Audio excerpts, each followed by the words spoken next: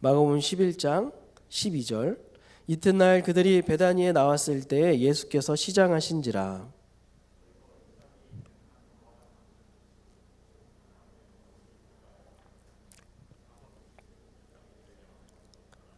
예수께서 나무에게 말씀하여 이르시되 이제부터 영원토록 사람이 내게서 열매를 따먹지 못하리라 하시니 제자들이 이를 듣더라.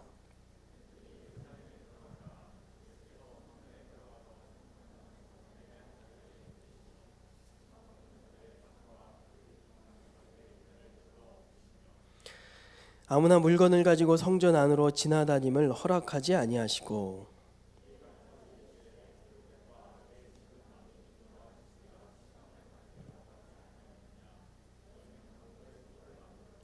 함께 읽겠습니다. 대제사장들과 서기관들이 듣고 예수를 어떻게 죽일까 하고 꾀하니 이는 무리가 다 그의 교훈을 놀랍게 여김으로 그를 두려워함일러라. 아멘.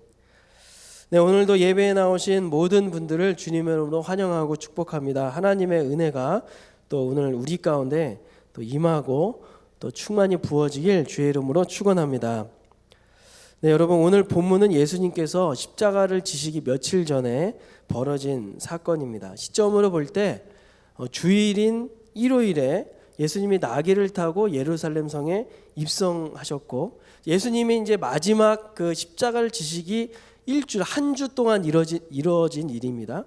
일요일에 예수님이 나귀 새끼를 타고 예루살렘 성에 입성하셨고, 곧바로 그 다음 날 월요일에 오늘 이 사건이 벌어졌고요. 또 그 주 금요일에 십자가에 달리신 겁니다. 예수님의 지상사역의 최고 정점은 십자가를 지시는 일이죠. 예수님의 모든 사역이 모두 의미가 있지만 특별히 예수님이 십자가를 향해 예루살렘 성에 입성하시는 장면부터 시작해서 그 뒤에 발생하는 그런 사건들은 그 예수님의 메시아직을 보여주는 아주 중요한 사건이다라고 할 수 있습니다. 오늘 본문도 그 중에 하나인데, 본문에는 크게 두 가지 장면이 나옵니다. 화면 좀 띄워주실래요? 네. 12절에서 14절은 무화과 나무를 저주하시는 장면이 나오고, 그 뒤에는 성전을 정화하시는 장면이 나옵니다. 얼핏 보면 두 가지 에피소드지만 사실은 하나나 마찬가지입니다. 동일한 주제를 이야기하는 거죠. 자, 먼저 무화과 나무를 저주하신 사건을 한번 살펴봅시다. 왜 예수님은 죄도 없는 무화과 나무를 저주하시는가? 식물이 무슨 잘못이 있다고 이 나무에게 이러실까? 여러분, 팔레스타인 지방의 무화과는 1년에 2번 결실을 맺는다고 해요. 보통 상품 가치가 있는 것은 가을 무화과인데 8월에 시작해서 9월 성수기를 거쳐서 10월까지 수확했다고 합니다. 그런데 그 전에 봄에 한 번 더 열매가 맺히는 겁니다. 3월부터 시작해서 4월, 5월, 6월 그 사이에 이 맺혀지는 이 열매를 이른 열매라고 합니다. 이른 열매. 근데 결실이 많지는 않아도 모양이 크고 또 향기도 짙고 감미로워서 사람들이 좋아했대요. 바람이 불 때마다 땅바닥에 다 떨어졌는데 농민들이 주워 먹거나 개 중에 좀 성한 게 있으면 시장에 내다 팔기도 했답니다. 근데 오늘 본문은 시점상 4월 초가 되는데, 4월 초니까 언제입니까? 이 첫 번째 열매인 이른 열매가 매달리고 있을 때, 그 한창 커가고 있을 때라고 할 수가 있죠. 잎사귀가 무성해졌을 것이고 썩 좋진 않아도 사람들이 충분히 먹을 수 있는 그런 열매가 달릴 시점입니다. 아마도 예수님은 바로 이 열매, 이 이른 열매를 찾으신 것으로 보입니다. 그런데 이상하게도 잎만 무성하지 열매가 하나도 없는 거예요. 그 모습이 지금 그 당시 이스라엘의 모습과 아주 똑같았던 것이죠. 그래서 예수님은 당시 신앙적으로 타락한 이스라엘을 이 무화과 나무에 빗대어서 말씀하시는 겁니다. 겉모양만 번지르르하지 하나님이 기대하시는 신앙에 합당한 열매는 하나도 없었던 이스라엘. 여러분, 우리 이스라엘 우리가 봐서 알잖아요. 지나간 그 기나긴 시간 동안 하나님의 선민이다 하면서 얼마나 자부심을 갖고 왔습니까? 그리고 중간에 하나님의 채찍을 엄청 많이 맞았어요. 그렇다면은 열매가 있을 만도 한데, 마치 오늘 본문에 나오는 잎만 무성한 그런 무화과 나무처럼 겉만 화려했지 그에 맞는 신앙의 열매는 없었다는 것입니다. 그래서 예수님이 오늘 본문과 비슷한 그런 내용이 나오는 마태복음 7장에 이렇게 말씀하셨잖아요. 아름다운 열매를 맺지 않은 나무마다 찍어 불에 던져지느니라. 그러므로 그들의 열매로 그들을 알리라. 예수님 공생의 사역 기간 동안 늘상 하신 말씀이 바로 이것이죠. 신앙의 좋은 열매를 맺으라라는 것입니다. 무늬만 선민이다 선민이다 하지 말고 그에 합당한 열매를 맺어라라는 것입니다. 지난 화요일 우리 큐티에서 알겠지만 입술의 고백과 마음의 고백이 제발 일치했으면 좋겠다라고 주님이 말씀하시는 겁니다. 여러분, 우리도 이 말씀을 대할 때 마음에 찔림이 있지 않습니까? 나는 하나님의 자녀다, 나는 하나님의 백성이다 하면서 우리는 그 이름에 합당한 그런 행동을 얼마나 하고 있는가요? 아니, 겉으로 보이는 행동은 둘째치고 안 보이는 우리 속마음은 어떻습니까? 우리는 하나님이 다 지켜보고 계시다라는 그 생각을 하면서 살고 있나요? 제가 지난주에 1000ml짜리 우유 한 통을 사려고 슈퍼에 갔습니다. 우리가 이제 알잖아요. 대부분 막 들어온 신선한 우유는 맨 앞에 진열해 놓고 좀 며칠 지난, 아직 유통기한은 남아있지만 좀 며칠 된 거는 저 안쪽에 바뀌었구나. 네.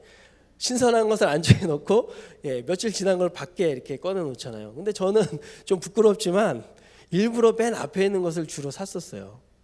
근데 그날은 문득 희한하게 제 안에 이런 생각이 듭니다. 에이, 어차피 유통기한 남아 있는데, 그리고 또 금방 먹어 치울 텐데 그냥 밖에 있는 거 팔아 드리자. 그래서 그런 생각이 들어서 픽업을 하고 결제를 하고 나오는데 왠지 마음에 흐뭇해지는 거예요. 그리고 스스로에게 참 기특하다, 주님이 기뻐하시지 않았을까, 막 이런 생각이 막 드는 거예요. 여러분, 우리가 그리스도인으로서 합당한 열매를 맺는다고 하는 것은 이처럼 아주 사소한 일일 수 있습니다. 그리스도인으로서 우리 마음 씀씀이가 어떤지, 너무 야박하진 않은지, 너무 내 이익에만 밟진 않은지, 아니 세상에 그 보통 사람들과 똑같이 손해 안 보려고 하고만 있진 않은지 우리가 한번 생각해 보자는 것이죠. 여러분, 우리는 아무도 보지 않을 때 우리는 어떤 사람입니까? 예수님을 모시고 산다면 어떻게 사는 것이 하나님 앞에 선하게 사는 것인가, 우리 한 번쯤은 생각하면서 살아가야 되지 않겠습니까? 하나님은 분명 아주 작고 사소하지만 그렇게 합당한 신앙의 열매를 맺으려는 모습을 분명히 기억하실 줄로 믿습니다. 그것이 바로 하나님을 기쁘시게 하는 그런 모습이겠죠. 오늘 다시 본문으로 돌아와서 당시 이스라엘의 이 부정한 모습은 그 다음 단락에 아주 적나라하게 드러나고 있습니다. 여러분, 사람의 그 안색을 보면 우리가 그 병세를 대충 가늠할 수 있잖아요. 그런 것처럼 우리가 공장에서도 어떤 상품을 출시하기 전에 QC 단계가 있죠. 최종 점검 단계가 있습니다. 저도 전에 일할 때 옷감 공장 같은 데 가면 옷감을 다 생산해서 이 롤로 이렇게 다 말아 놓거든요. 근데 그 QC 담당자들이 와가지고 몇 개 롤을 이렇게 뽑아서 그 샘플을 몇 개 확인해 보면 이게 제대로 된 상품인지 아닌지 금방 판별할 수 있습니다. 마치 이와 비슷한 겁니다. 당시 이스라엘 성전에서 벌어지고 있는 이 행태를 보면 그들이 하나님 앞에서 얼마나 타락했고 패역했는지 알 수 있었다는 것이죠. 여러분, 우리도 한번 생각해 보면 좋겠습니다. 우리도 마찬가지 아닙니까? 지금 내 신앙 상태가 어떤지 알고자 한다면 몇 가지 내 모습 보면 금방 알 수 있죠. 가령 내가 어떻게 예배 드리고 있는지, 하나님과의 관계는 인격적인지 아니면 형식적인지, 하나님을 정말 살아계신 분으로 대하고 있는지 아니면 너무 많이 들어서 하나님 이 글자가 식상하다 못해 이제는 아무런 느낌도 들지 않고 있진 않은지, 이런 것들을 점검해 보면 내 신앙 상태를 금방 알 수 있을 겁니다. 여러분, 지금 단락에 나오는 장면이 바로 그런 겁니다. 당시 이스라엘 타락상을 보여주는 이 대표적인 샘플이다라는 것이죠. 과연 어느 정도였는가, 어느 정도로 타락했는가, 우리 두 번째 단락으로 한번 넘어가 보도록 하겠습니다. 15절에서 18절인데요. 이스라엘 백성들이 얼만큼 타락했냐? 온유하신 예수님이 분노하실 만큼 타락했다는 겁니다. 여러분, 오늘 본문을 한번 봐볼까요? 15절 16절 한번 눈으로 한번 봅시다. 예수님이 장난이 아닙니다. 다 내쫓으십니다. 환전상들, 비둘기 파는 사람들의 의자를 막 둘러 엎으시고, 다른 성경에 보면 상을 뒤집어 엎고, 아무거나 물건 가지고 성전 왔다 갔다 하지 말아라 이렇게 호통을 치시고, 평소와 달리 오늘 예수님은 굉장히 터프하십니다. 대체 예수님은 왜 이렇게 과격한 행동을 하셨을까? 오늘 우리가 방금 읽은 이 본문을 통상 성전 정화 사건, 성전 청결 사건이라고 부릅니다.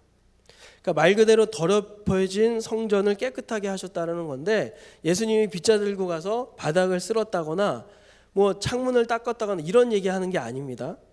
이 사건은 이방인의 뜰이라고 불리는 그런 수많은 사람들이 오갔던, 감사합니다.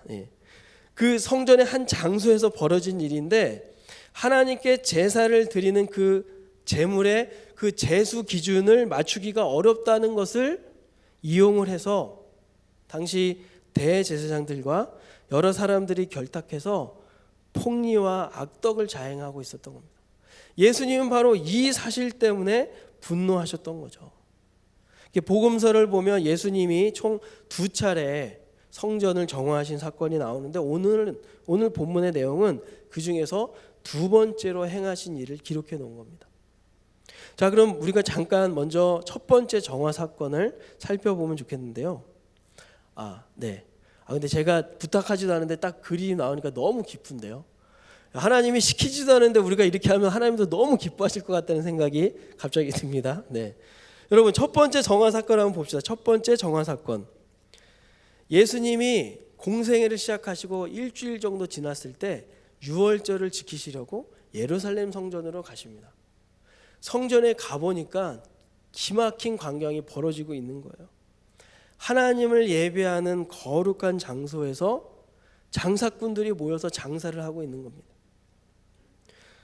그 당시 전국에서 오는 그 순례자들은 하나님께 희생 제물을 드릴 그 동물을 먼 곳에서부터 끌고 오기가 쉽지 않았을 겁니다. 그렇겠죠? 근데 희생 제물은 반드시 흠이 없어야 했기 때문에 막상 끌고 와도 적격 심사에 떨어지면 다른 걸로 교환을 해야 했던 겁니다. 그래서 순례자들 대부분은 편리하게 성전에서 판매하는 제물을 구입을 했던 거예요. 나쁜 제사장들은 일부러 적격 심사에서 불합격을 주는 등 이런 나쁜 짓을 하고 악용을 해서 중간에서 막대한 이익을 취했던 겁니다. 그럼 환전상들은 왜 있냐? 환전상들이 왜 필요했냐면, 당시 이스라엘 20세 이상의 남성들은 매년 반세겔씩 성전세를 내야 되는 의무가 있었습니다. 근데 성전세는 일반 화폐로는 이 수납이 안 되고 성전 화폐로만 낼 수가 있었던 겁니다. 우상이나 이방 군주의 얼굴이 그려져 있었던 그 일반 화폐는 절대 쓸 수가 없었던 거죠. 그래서 환전소에 가서 성전 화폐로 바꿔야만 했습니다. 보통 유월절 절기 같은 큰 절기는 2주 전부터 환전소가 세팅이 되고 설치가 되어서 사람들이 환전을 했던 거죠. 그런데 타락한 대제사장 무리들이 환전을 해주면서 막대한 과중한 수수료를 같이 붙여서 환전을 하는 겁니다. 솔직히 말해서 당시 대제사장들이 나쁘긴 나빴습니다. 너무했죠, 사실. 그러나 오늘 예수님이 호통을 치시고 분노하시는 것은 이렇게 악한 대제사장들한테만, 혹은 이들과 결탁해서 이 장사를 했던 상인들한테만 분노하신 게 아니었습니다. 사고 파는 모든 사람들에게 분노하셨던 것이죠.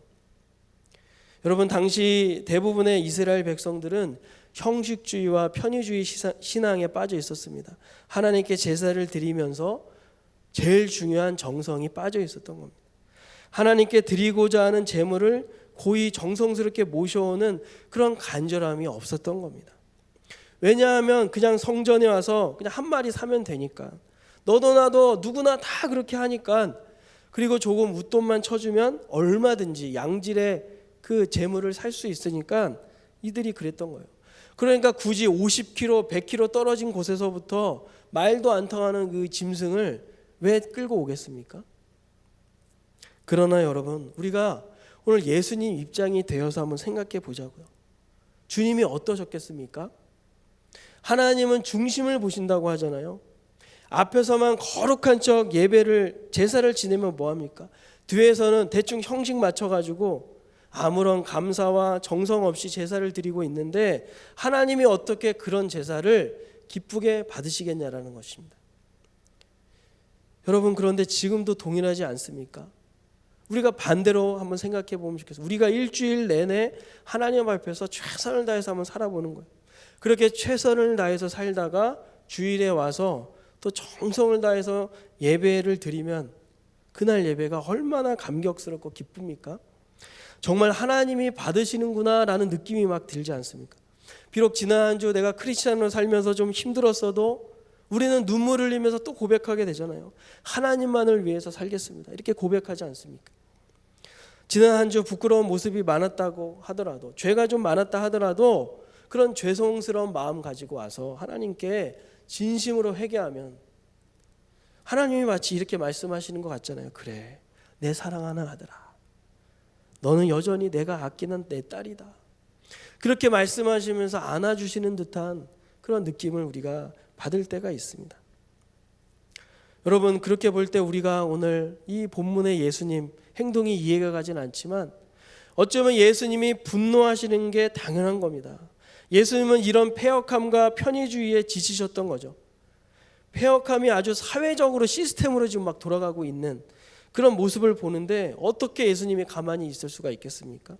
그래서 노끈으로 채찍을 만드시고 상을 뒤엎고, 오늘은 보지 않았지만 요한복음 2장에 보면 이런 말씀을 하시죠. 첫 번째 정화 사건에서 하신 그 말씀이신데, 내 아버지의 집으로 장사하는 집을 만들지 말라. 제발 신성하고 거룩한 아버지 집을 시장바닥으로 만들지 말아라. 하나님을 만나는 아주 중요한 제사가 드려지는 곳인데, 하나님이 나에게 어떤 말씀을 하실지 그에 따라서 내 앞으로의 진로와 향방이 바뀔 수도 있어서 귀를 쫑긋 세워도 들을까 말까한 그런 중대하고 거룩하며 영적으로 아주 민감한 시간인데, 그래서 함부로 숨소리조차 내기 조심스러운 그런 신성한 장소인데, 그런 존귀한 곳을 시장바닥처럼 이렇게 시끄럽고 무질서한 곳으로 만들어 버린다니 주님 분노하실 수밖에 없었던 겁니다. 그런데 여러분, 오늘 우리가 본 이 본문은 두 번째 정화 사건을 우리가 읽은 겁니다. 처음 정화 사건은 예수님의 초창기라 그랬죠. 그러니까 3년 전에도 똑같았는데 3년이 지난 후에도 와보니 여전히 변한 게 없는 것입니다. 주님 마음이 어떠셨겠어요? 그래서 오늘 본문에서 주님은 좀 더 강하게 이렇게 표현하십니다. 우리 17절 말씀 한번 읽어보겠습니다. 시작. 이에 가르쳐 이르시되 기록된 바 내 집은 만민이 기도하는 집이라 칭함을 받으리라고 하지 아니하였느냐. 너희는 강도의 소굴을 만들었도다 하시매. 하나님의 성전은 만민이 기도하는 집이라 하셨는데 이제는 장사꾼도 모자라 아예 강도의 소굴을 만들어버려? 주님이 그렇게 한탄하시는 겁니다. 여러분, 성전은 어떤 곳입니까? 여기 보면 만민이 기도하는 집이라고 했죠. 이 표현은 구약 이사야서에 나오는 표현입니다. 우리 이사야서 말씀도 같이 한번 읽어보겠습니다. 시작.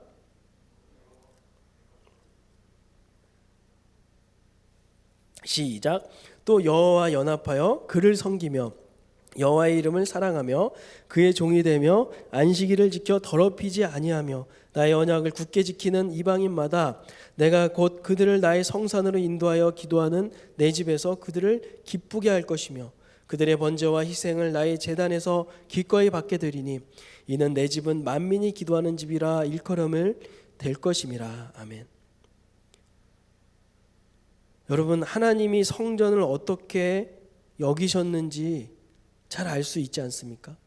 이방인이건 이스라엘이건 하나님이 그 백성들을 친히 성전으로 인도하시겠대요. 그리고 그곳에서 그들을 기쁘게 해주시겠다는 겁니다. 여기 방금 이사야서 56장 보면 번제와 희생을 기꺼이 받으신다고 했는데, 이 얘기는 제사를 드리는 그 예배자를 기꺼이 연락해 주시겠다라는 거예요. 하나님께 오면 기꺼이 받아주시겠다라는 겁니다. 여러분, 이와 같이 정상적인 성전 제사는 깨어진 하나님과의 관계를 회복시켜 주는 것 아니겠습니까? 그래서 이사야서 55장 같은 데를 보면 하나님께 오라고 하나님이 초청을 하고 계십니다. 구원의 은총을 베풀어 주겠다. 나와 함께 교제하자. 여호와를 만날 만한 때에 찾으라. 이렇게 하나님이 촉구하시고 간절하게 말씀하고 계시는 거예요. 여러분, 이렇게 하나님에게 있어서 성전이란 하나님이 기뻐하시는, 하나님의 애정이 깃든 거룩하고 신성한 곳, 하나님과 그 사랑하시는 백성과 만나셔서 교제하고 잔치하시는 곳이었습니다. 하나님의 임재의 상징, 그리고 백성들이 삶의 무거운 짐을 지고 지치고 상한 마음을 가지고 있을 때 언제든지 하나님께 나와서 기도할 수 있는 곳으로 하나님이 만들어 주신 곳, 하나님이 그런 자기 백성과 언제나 함께 하신다는 것을 보여주는, 그렇게 아름답고 거룩한 곳이 바로 성전이었다라는 겁니다. 여러분, 하나님 백성 입장에서 볼 때 성전은 어땠습니까? 그야말로 참으로 아름다운 곳이죠. 백성들은 그곳에서 하나님을 만나 속죄하면서, 회개하면서 하나님의 용서와 치유를 경험하고 세상에서 받은 온갖 상처를 위로받으면서 죄로 더럽혀진, 그리고 엉망이 된 내 심령, 내 상한 심령과 내 삶을 다시 재정비하는 거죠. 그래서 다시금 하나님의 영광을 위해서 살아야지 하면서 예배를 드리는 그 거룩한 장소가 지금 어떻게 돼버렸다고 하시는 겁니까? 강도 새끼를 만들고 도적들을 양산하는 곳으로 변질이 되어 버렸구나. 하나님 마음이 얼마나 아프시겠어요. 여러분, 우리가 시간이 없어서 자세히 보지 못해도 구약의 예레미야서에도 보면 비슷한 한탄을 하십니다. 우리 한번 띄워줘 보실래요? 여호와께로부터 예레미야에게 말씀이 임하니라. 이르시되 너는 여호와의 진문에 서서 이 말을 선포하여 이르기를, 여호와께 예배하러 이 문으로 들어가는 유다 사람들아, 여호와의 말씀을 들어라. 만군의 여호와 이스라엘 하나님께서 이와 같이 말씀하시되 너희 길과 행위를 바르게 하라. 그리하면 내가 너희로 이곳에 살게 하리라. 너희는 이것이 여호와의 성전이라, 여호와의 성전이라, 여호와의 성전이라 하는 거짓말을 믿지 말라. 11절 내 이름으로 일컬음을 받는 이 집이 너희 눈에는 도둑의 소굴로 보이느냐? 보라, 나 곧 내가 그것을 보았노라. 여호와의 말씀이니라. 무슨 얘기입니까?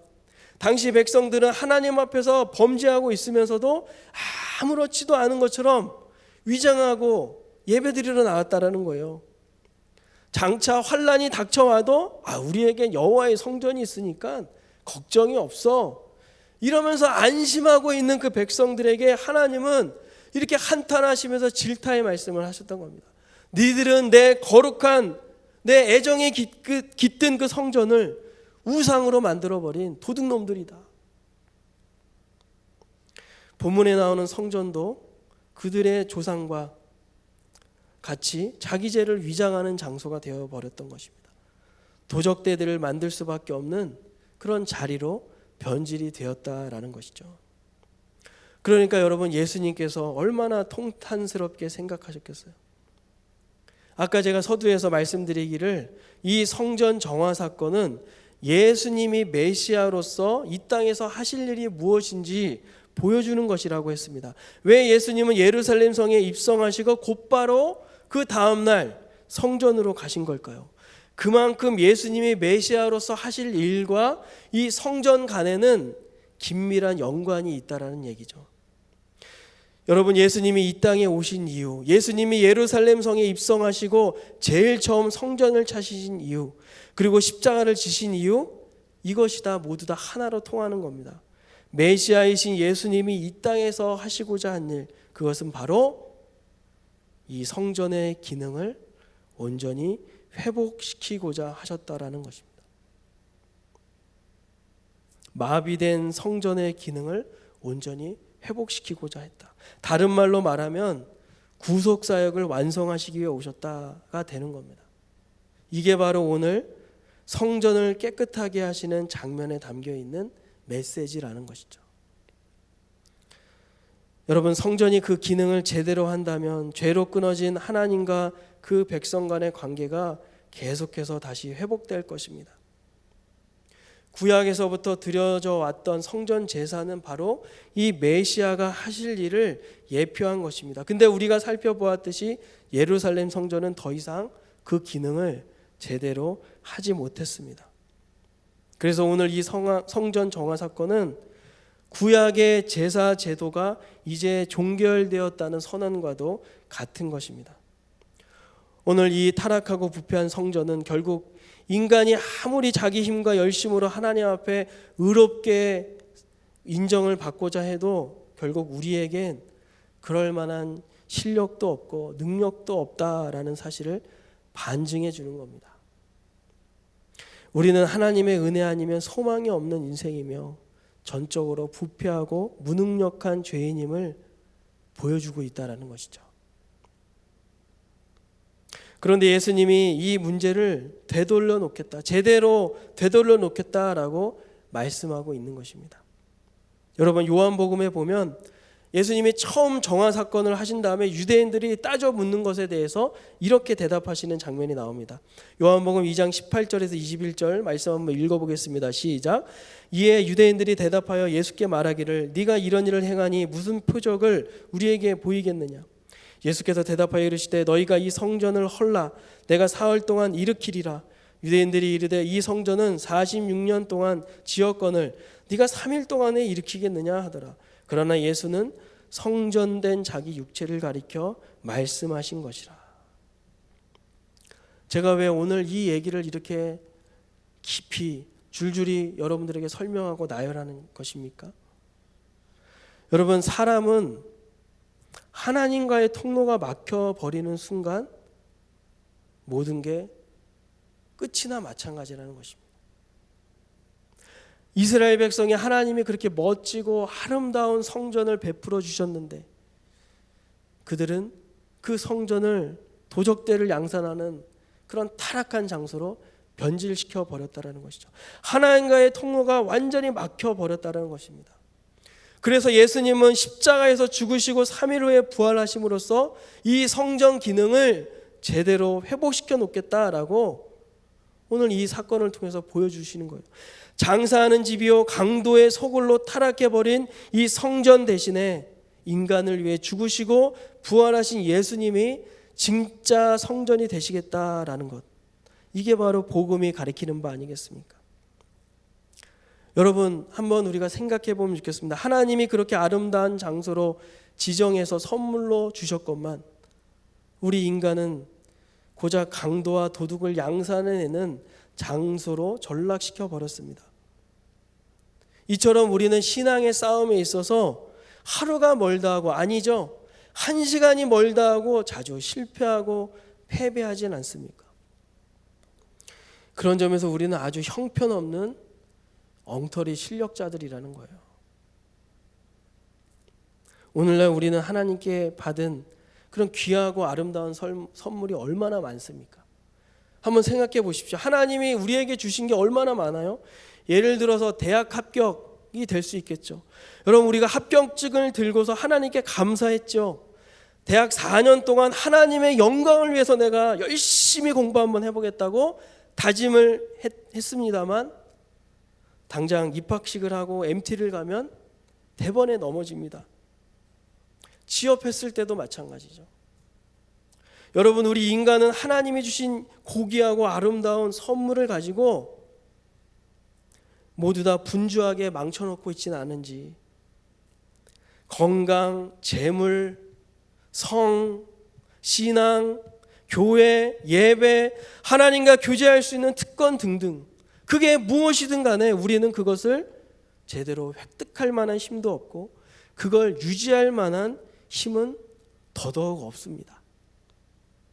여러분, 오늘 예수님이 진정한 성전 되시겠다라고 하는 것은 이제 이렇게 못난 모습, 엉터리 실력을 가지고 있는 우리의 그 어떤 모습도 하나님이 모두 받아주시겠다라는 의미를 주고 있는 것이, 그 길이 활짝 열렸다라는 것입니다. 그래서 예수님이 십자가에 달리셨다는 거예요. 우리가 코로나 때문에 피치 못하게 고난주일이 3주가 돼버렸잖아요. 그래서 제가 매주마다 이 고난에 관한 묵상들을 하면서 여러분들에게 이런 말씀을 나누고 있는 겁니다. 저도 빨리 부활절로 가고 싶습니다. 여러분, 오늘 이 말씀을 우리가 표면적으로 예수님이 상을 뒤엎으셨다라는 표면만 보지 말고 그 안에 담겨있는 깊은 이 복음의 메시지를 보자는 것입니다. 내가 아무리 못난 죄악의 조건을 가지고 있더라도 하나님이 결코 외면하지 않으시겠다. 오늘 이 사실 주님께서 알려주시려고 성전을 깨끗하게 정화시키는 것이었습니다. 사랑하는 여러분, 그런 의미에서 오늘 본문은 마치 우리에게 이렇게 이야기하고 있는 것 같습니다. 세상에서 자신의 못난 모습 때문에 힘들어하는 영혼들이여, 이제 모두 외쳐라. 나는 그래서 예수님이 필요합니다. 예수님의 은혜가 필요합니다. 예수님의 도움이 필요합니다. 예수님의 격려가 필요하고, 예수님의 위로가 필요하고, 예수님의 능력이 필요합니다. 예수님의 도움이 필요합니다. 예수님이 없이는 살아갈 수 없습니다. 우리 시간 다 함께 기도하기 원합니다. 여러분, 우리 그 자리에서 한번 다 함께 일어나면 좋겠습니다.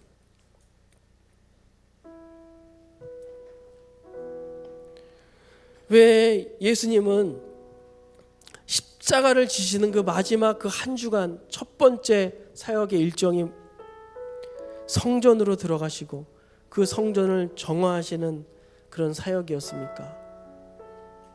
당시 성전의 기능이 마비되고 변질되고 타락했기 때문입니다. 그 상태로 가다가는 이 백성들에게 남는 것은 심판밖에 없었던 겁니다. 희망이 없었다라는 것이죠. 여러분, 우리들의 성전은 어떻습니까? 우리의 마음의 성전은 어떻습니까? 주님이 우리의 성전을 보셨을 때 주님도 이렇게 분노하시지는 않겠습니까? 우리의 마음의 성전을 정화시켜 주고 싶으시지 않겠습니까?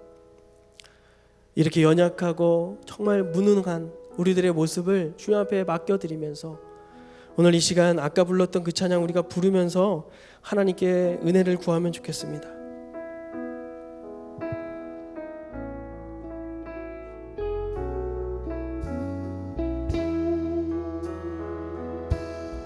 그 선한 힘에 고요히 감사여 그 놀라운 평화를 누리며 나 예수님과 함께 걸어가네. 나 성령님과 새날을 여네. 지나가 넘을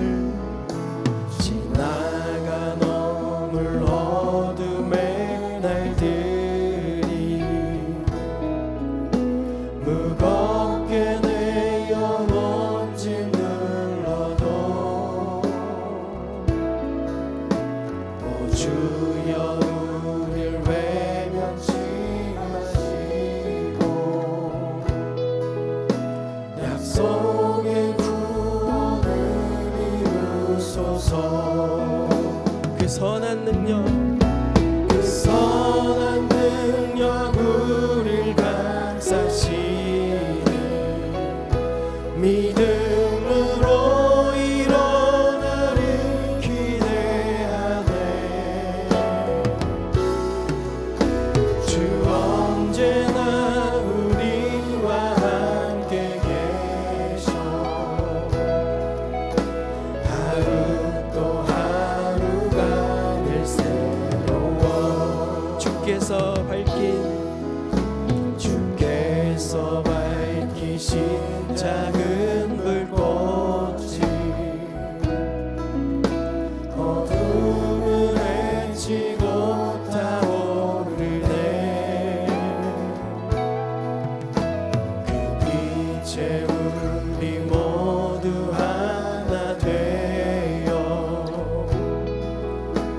온 세상을 비추게 하소서. 고요함이 깊이 번져갈 때, 이 고요함이 깊이 번져갈 때, 저 가슴 벅찬 노래 들리네.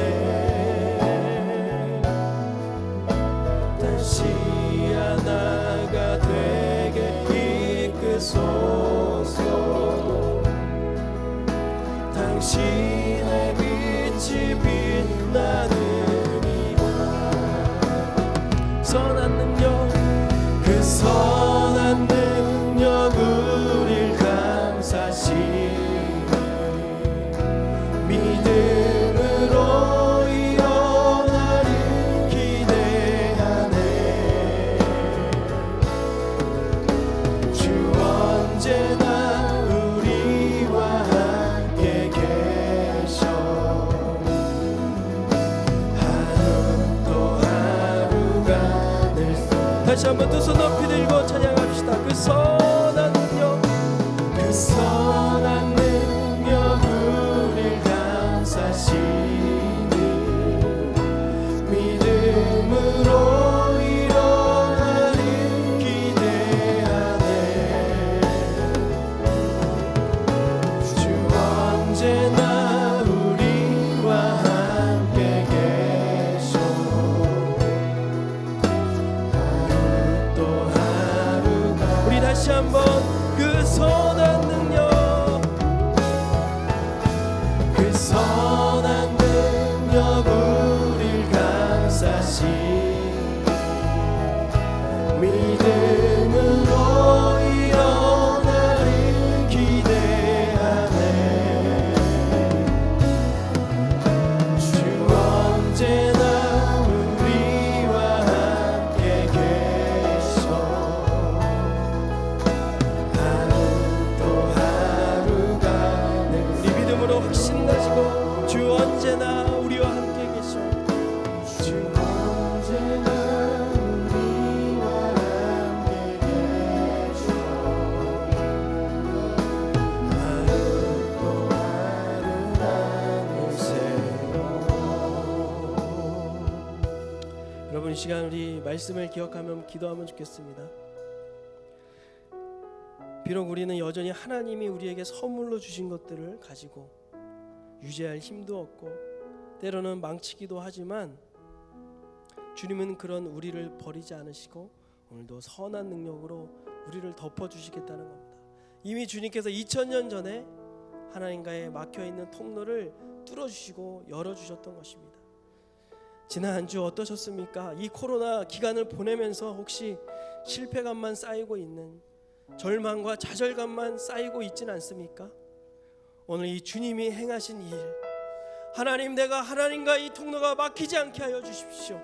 내 안에 이 하나님과 이 성전, 이 거룩한 이 통로가 막히지 않도록 인도하여 주시옵소서.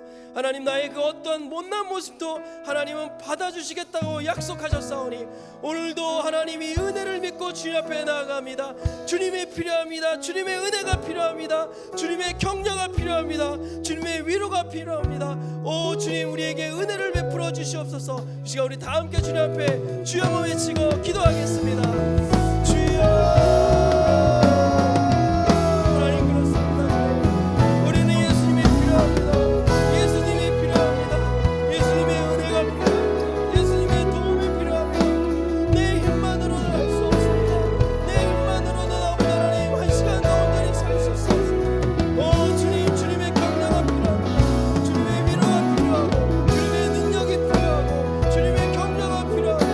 주님의 회복시켜 주심이 필요합니다.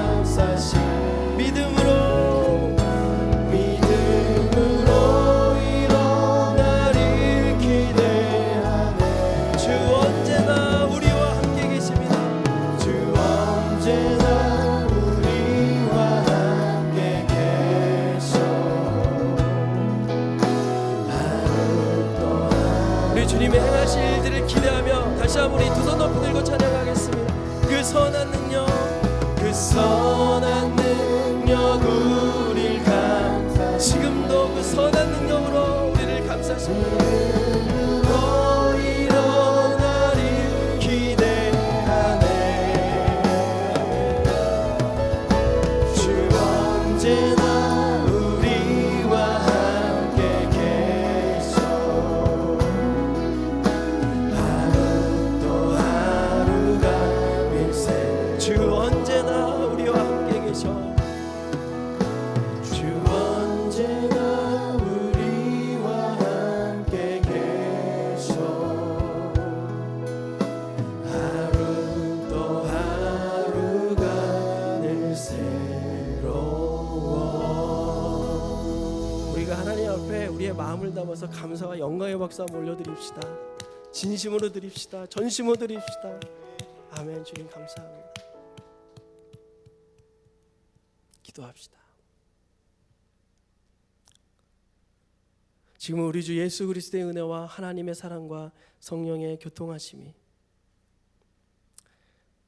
오늘 그 타락하고 기능이 마비된 성전을 정화하시며 내가 이토록 너를 만나고 싶다, 내가 이토록 너와 가까이 지내고 싶다 말씀하시는 그 주님 앞에 적극적으로 나아가겠다고 결단하고 다짐하는 모든 심령들 머리 위에, 그리고 코로나로 수고하고 애쓰는 모든 의료진들과 모든 공무원들 가운데, 그리고 지금도 현장에서 또 온라인으로 예배드리는 우리 모든 청년들 가운데 영원토록 함께 계시기를 축원하옵나이다. 아멘.